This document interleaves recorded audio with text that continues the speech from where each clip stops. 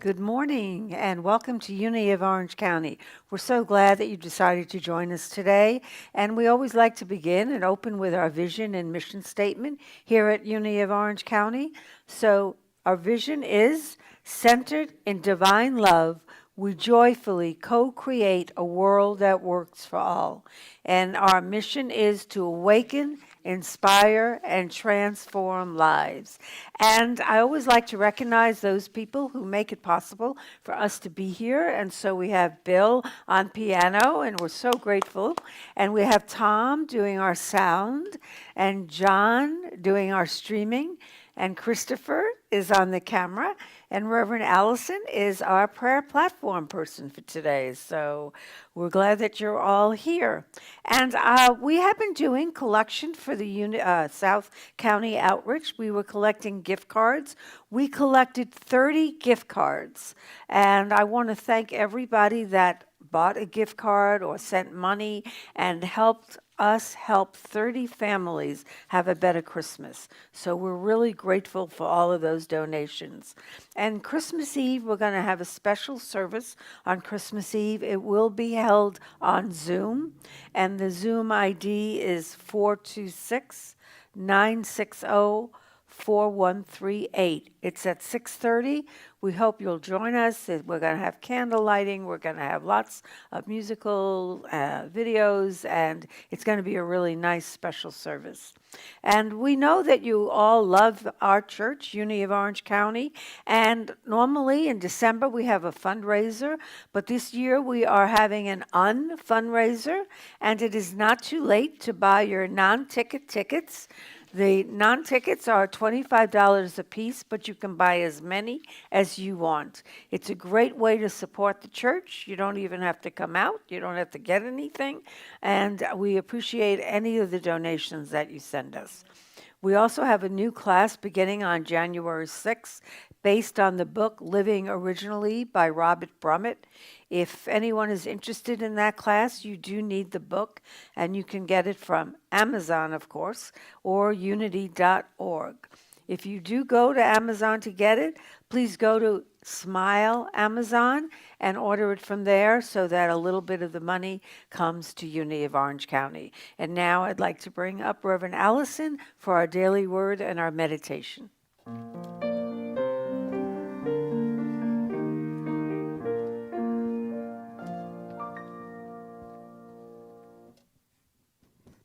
Good morning.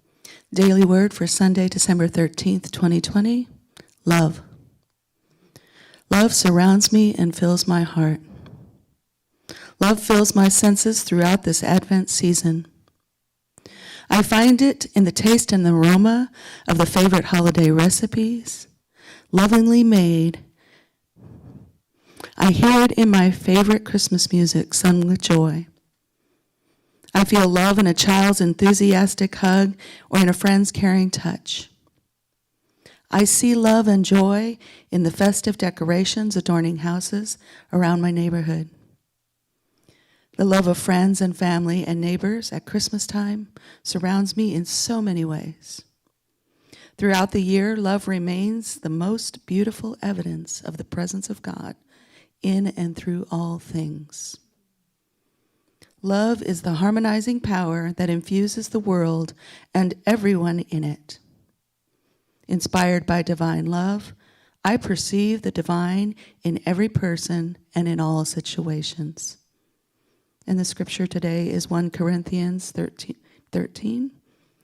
And now faith, hope, and love abide, these three, and the greatest of these is love.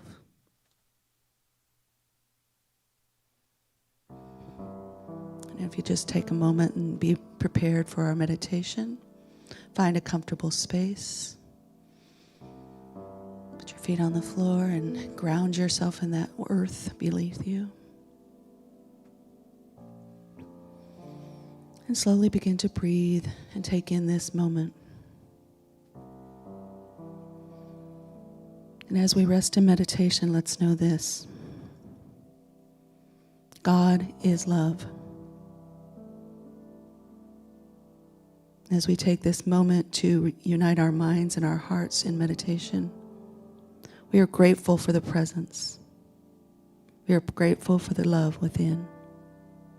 It's infinite, unconditional love. We form this circle of love as we hold its truth in our hearts and draw others close to us in this time of meditation.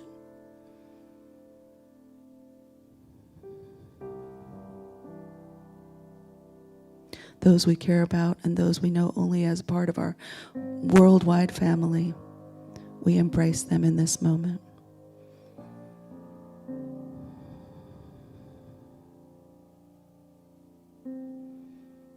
And now continuing to still our thoughts and be in the presence, we're ready to experience that deeper love, moment by moment.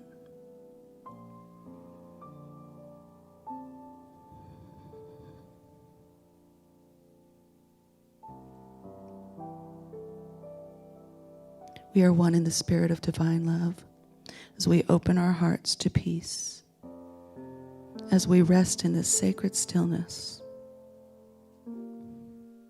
In this presence we breathe in love. And as we exhale, we let go of any thoughts of yesterday or concerns about tomorrow.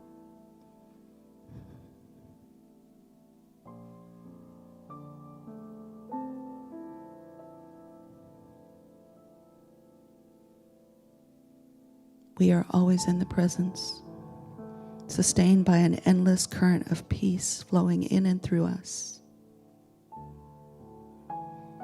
We can experience it in the fullness of this moment.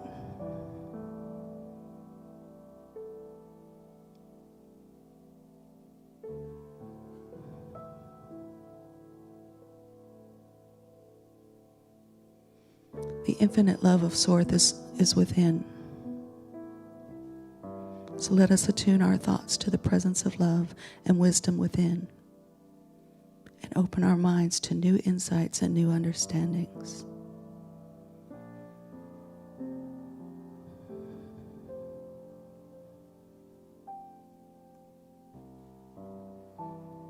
And with this new understanding, we soar to new heights, as on the wings of eagles.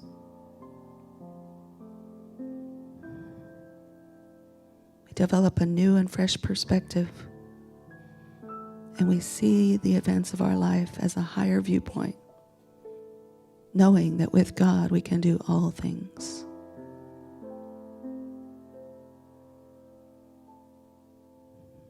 And with this clear vision, we move forward in confidence as we take a moment to rest within.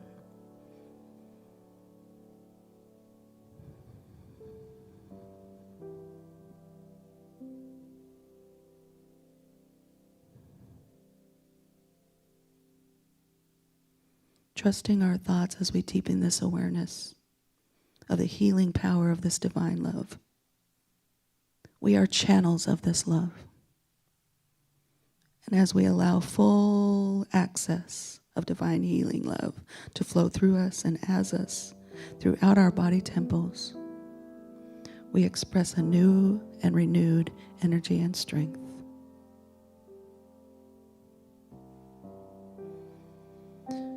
Let us hold these positive thoughts of health and vitality, knowing that this love within nurtures every cell of our bodies. And we open up to that healing love by giving thanks. Thanks for what is taking place right here and right now. And we take these thoughts within.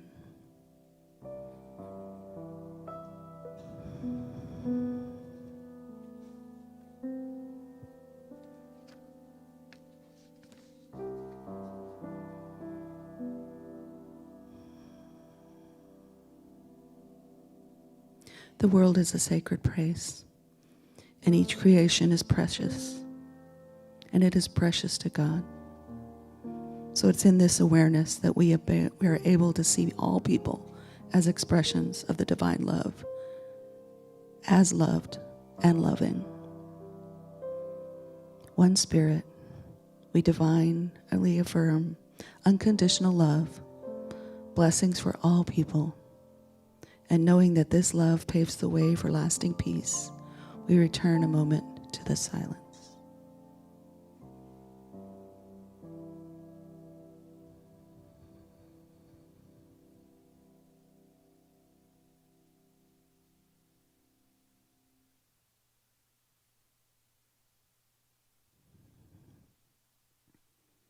And as we slowly begin to bring this time of meditation to a close, we acknowledge once again the love, the knowing that we are expressing this love.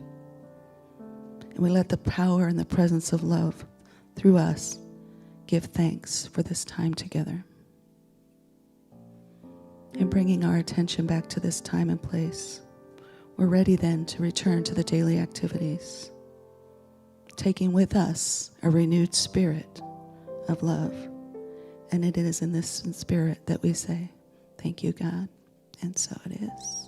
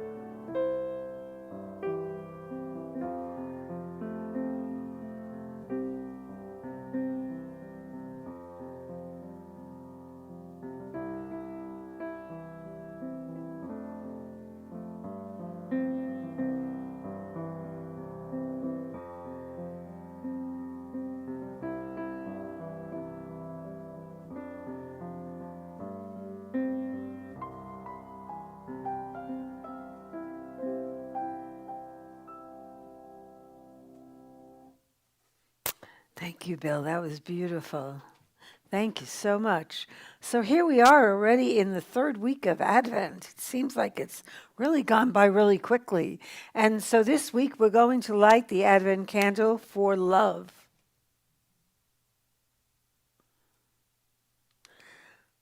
So this Christmas may look a little different than some other Christmases, especially regarding love, because maybe you're not able to spend Christmas with your loved ones like you normally would and travel to places and visit with the family.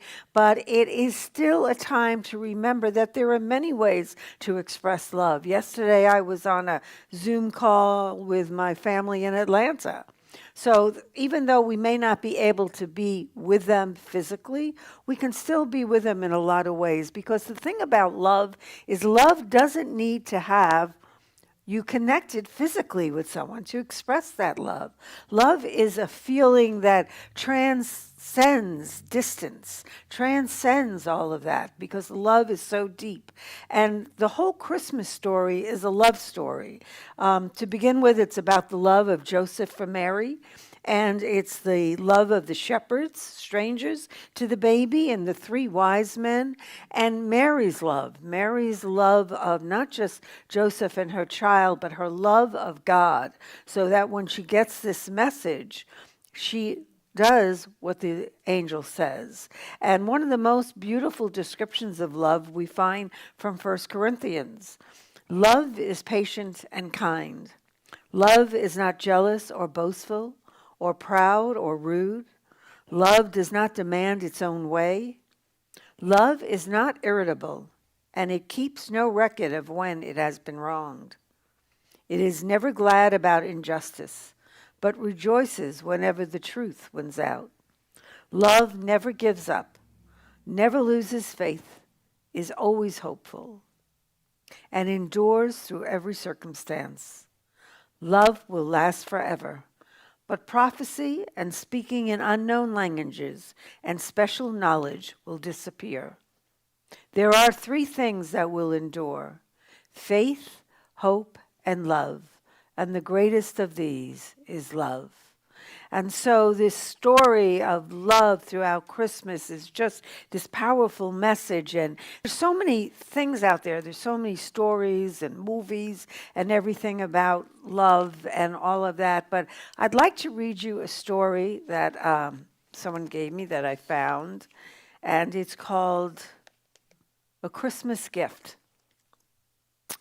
And the old man sat in his gas station on a cold Christmas Eve. He hadn't been anywhere in years since his wife had passed away. It was just another day to him. He didn't hate Christmas.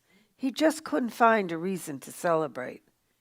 He was sitting there looking at the snow that had been falling for the last hour and wondering what it was all about when the door opened and a homeless man stepped through. Instead of throwing the man out, Old George, as he was known by his customers, told the man to come in and sit by the heater and warm up. "Thank you, but I don't mean to intrude," said the stranger. "I see you're busy. I'll just go." George said, "Not without something hot in your belly." He turned and opened a wide-mouthed thermos and handed it to the stranger.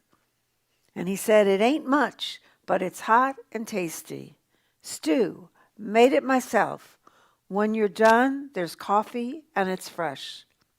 Just at that moment, he heard a ding on the driveway bell.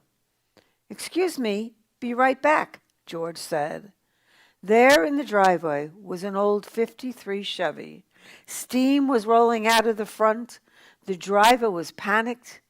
"Mister, can you help me?" said the driver with a deep Spanish accent. "My wife is with child and my car is broken." George opened the hood. It was bad. The block looked cracked from the cold. The car was dead. "You ain't going anywhere in this thing," George said. "But mister, please help." The door of the office closed behind George as he went inside. He went to the office wall, got the keys in his old truck, and went back outside. He walked around the building, opened the garage, started the truck, and drove it around to where the couple was waiting. "Here, take my truck," he said. "She ain't the best thing you ever looked at, but she runs real good." George helped put the woman in the truck and watched as it sped off into the night. He turned and walked back into the office. "Glad I gave him the truck. Their tires were shot too. That old truck has brand new ones." George thought he was talking to the stranger, but the man had gone. The thermos was on the desk, empty, and a used coffee cup beside it. Well, at least he got something in his belly, George thought. George went back outside to see if the old Chevy would start. It cranked slowly, but it started, so he pulled it into the garage where the truck had been. He thought he would tinker with it for something to do. Christmas Eve meant no customers. He discovered that the block hadn't cracked. It was just the bottom hose and the radiator. "Well, shoot, I can fix this," he said to himself. So he put a new one on. "Those tires ain't going to get him through the winter either," he said. So he took the snow treads off his wife's old Lincoln, and they were like new, and he put them on the car. The front door of the office flew open again. In burst a man with a gun. "Give me all your cash. Do it now," the young man yelled. His hand was shaking, and George could tell that he had never done anything like this before.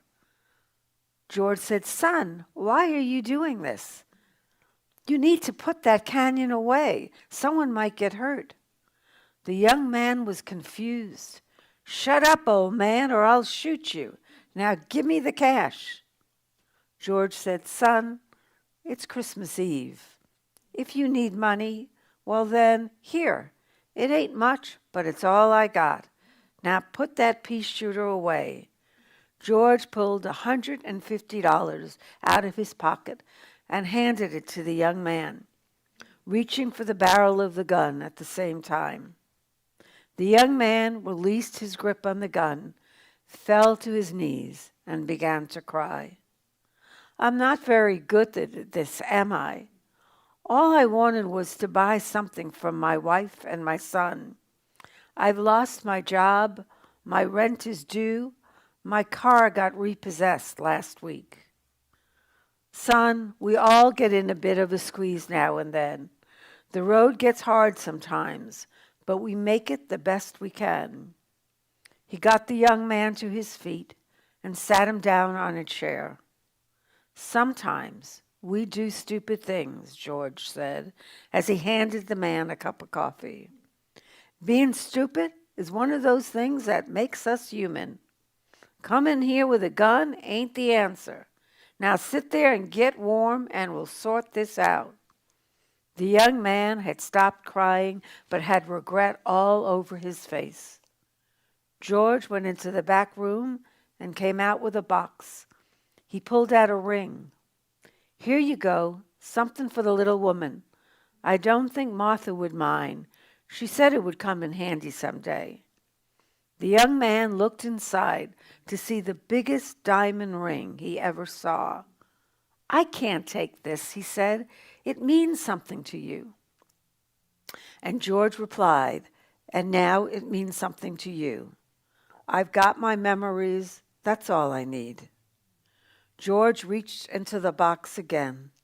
An airplane, a car, and a truck appeared next.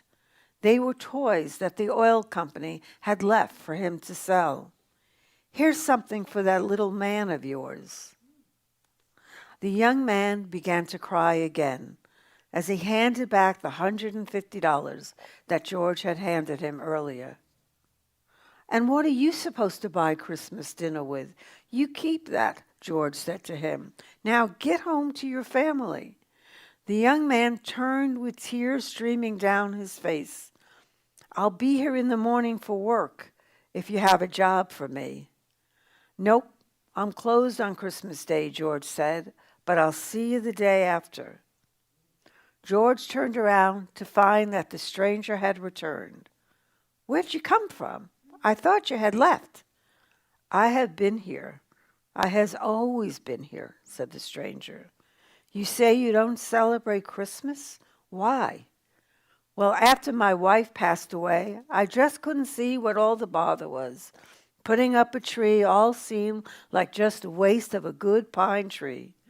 Baking cookies like I used to with Martha just wasn't the same by myself. And beside, I'm getting a little chubby." The stranger put his hand on George's shoulder. "But you do celebrate the holiday, George. You gave me food and drink and warmed me when I was cold and hungry. The woman with the child will bear a son, and he will become a great doctor. The young man who robbed you will make you a rich man and not take anything for himself. That is the spirit of the season, and you keep it as good as any man." George was taken aback by all the stranger had said. "And how do you know all of this?" he asked the stranger. "Trust me, George, I have the inside track on this sort of thing. And when your days are done, you will be with Martha again." The stranger moved to the door. "If you will excuse me, George, I have to go now. I have to go home where there is a big celebration planned." George watched as the old leather jacket and the torn pants that the stranger was wearing turned into a white robe, and a golden light began to fill the room. When George turned his attention back to the gas station, a strange sensation greeted him. Everything in his small room was suddenly clean and bright. His station looked like it had been renovated, and indeed it had. The spirit that was within the stranger was also within George, and a new world came into view. The peace that passes all understanding filled his heart and his little business.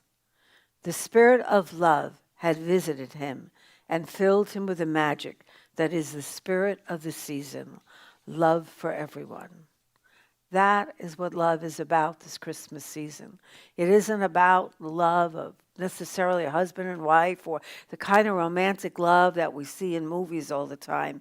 It's the kind of love that we have for someone we don't even know. It's the kind of love we have for a God, a higher power that we can't see.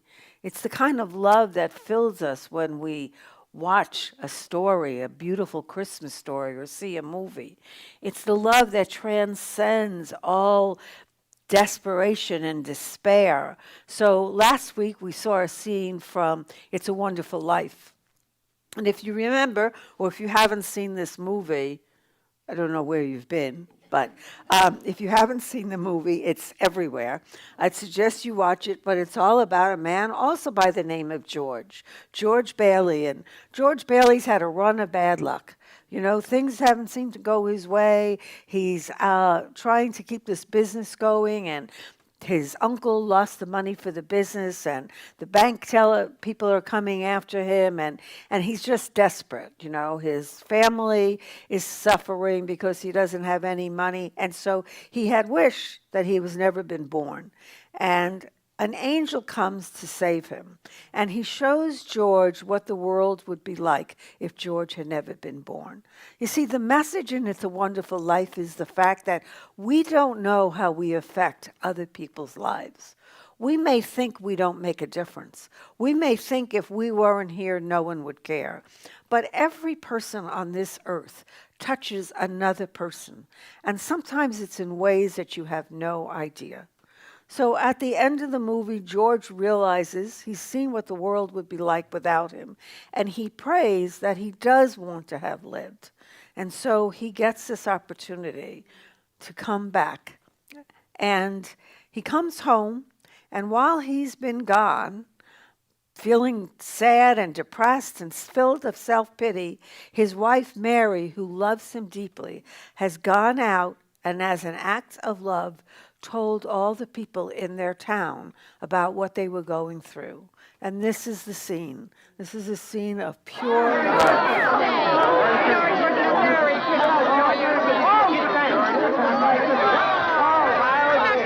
George, I changed my mind.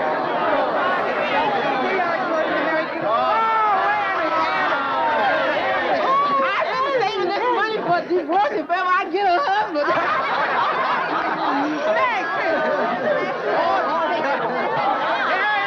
George, you got the faculty all left out of it. Here's some beautiful play with. I wouldn't have a roof over my head if it wasn't for you, George. Just a minute, just a minute. Quiet, everybody. Quiet, quiet. Now get this. It's from London. Oh. Mr. Gower cabled you need cash. Stop. My office instructed to advance you up to $25,000. Stop. Hee-haw and Merry Christmas, Sam Wainwright.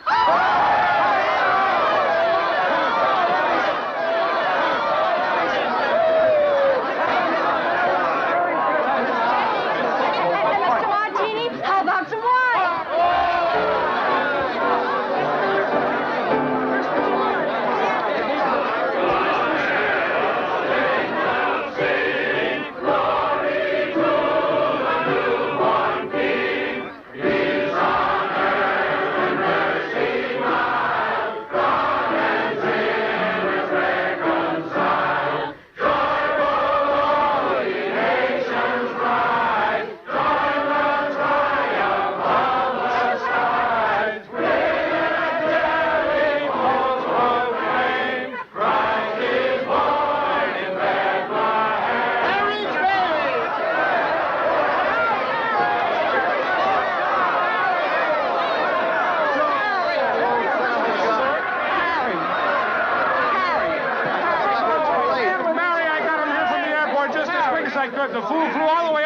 lizard. Oh, Harry, how about your banquet in New York? Oh, I left right in the middle of it. As soon as I got Mary's telegram. Good idea, Ernie. A toast.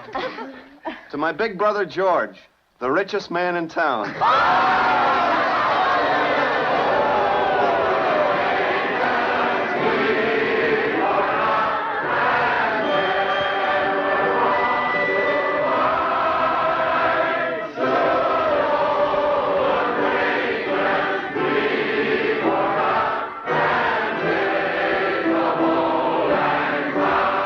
What's that?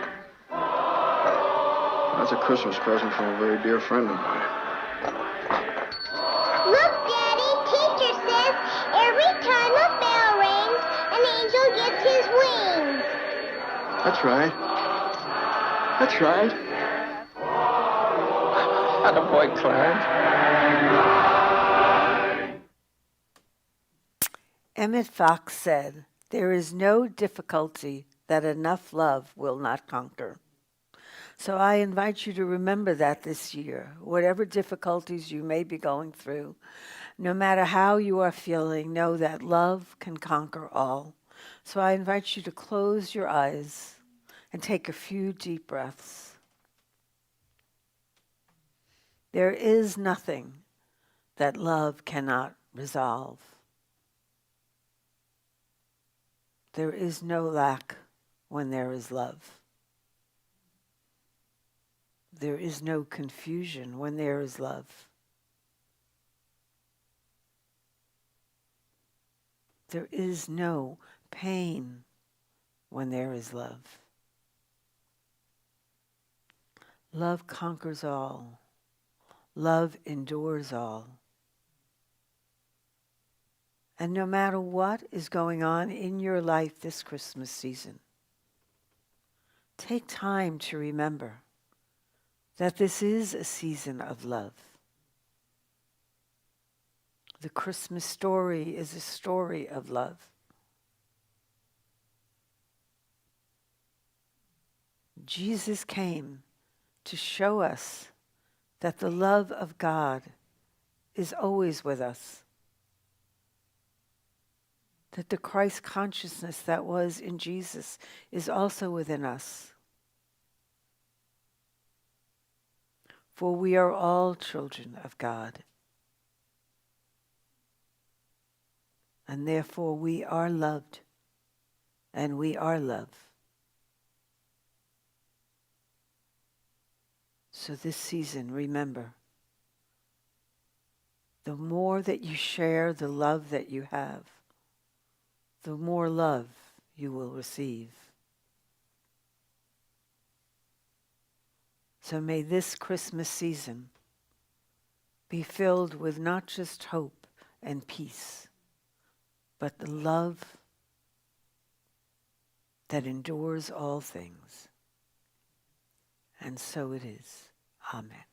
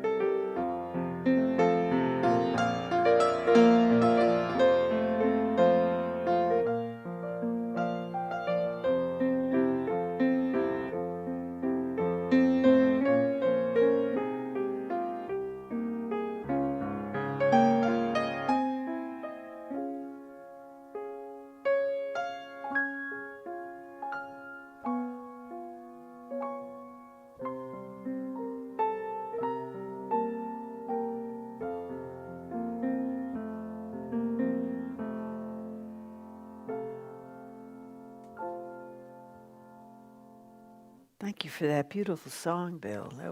Did you write that? Oh, it's just beautiful. I've never heard it before. Well, here at Unity, we have 5 basic principles, and we like to affirm them each week. And the first one is God is all good and active in everything, everywhere. And 2, I am naturally good because God's divinity is in me and in everyone. And 3, I create my experiences by what I choose to think and what I feel and believe. And 4, through affirmative prayer and meditation, I connect with God and bring out the good in my life. And 5, I do and give my best by living the truth that I know. I make a difference. And we do make a difference.